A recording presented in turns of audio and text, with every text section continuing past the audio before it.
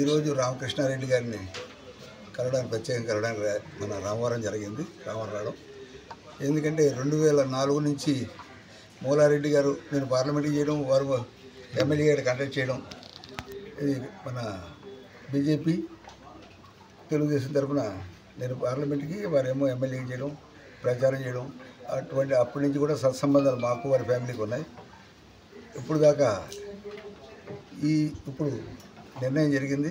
ఈ నిర్ణయానికి ఫుల్గా నేను నా తరపున పార్టీ కూడా వారికి వెన్నుముకగా నుండి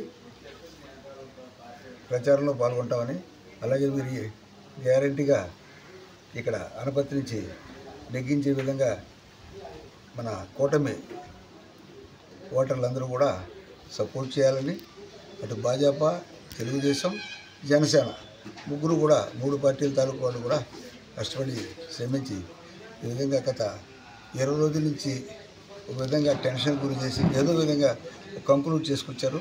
చాలా సంతోషం. ఇప్పటికైనా ఒక విధంగా కంక్లూడ్ అయింది.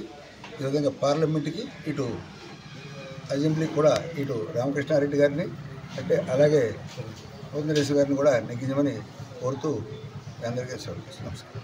పార్టీ పరంగానో పర్సనల్ పరంగా అని చెప్పేశాను కదా, నేను 2004 నుంచి ఉన్నాను పార్టీలో, అదే పార్టీలో ఉన్నాను.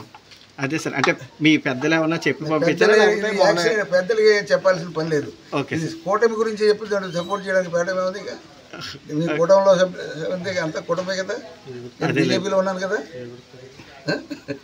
ఇప్పుడు ఏ గుర్తు మీద పోటీ చేస్తారండి? ఏ గుర్తైనా కూటమి గుర్తు. కూటమి యాక్సెప్ట్ చేస్తుంది. బీజేపీ, జనసేన, తెలుగుదేశం 3 యాక్సెప్ట్ చేసి అది ఎవరైతే నిర్ణయం వాళ్ళ నిర్ణయం ప్రకారం ఆయన పోటీ చేస్తారు. మేము అందరం సపోర్ట్ చేస్తాం. కూటమి నిర్ణయానికి శిరోధార్యం. అంటే గత నెల రోజులుగా టీడీపీ వర్గాలు చాలా ఇబ్బందులు పడుతున్నారు. ఈ సాయంత్రానికల్లా క్లారిటీ ఇచ్చే అవకాశం ఉందండి? గ్యారంటీగా ఉందని ఎక్స్పెక్ట్ చేస్తాను నేను. ఓకే, ఇప్పటికి సాయంకాలంగా వచ్చేస్తుంది, రాత్రి దాకా ఉండకపోవచ్చు. ఓకే సార్, అంతా మంచిగా జరుగుద్ది. అనపత్తి ప్రజలందరికీ మంచిగా జరుగుద్ది.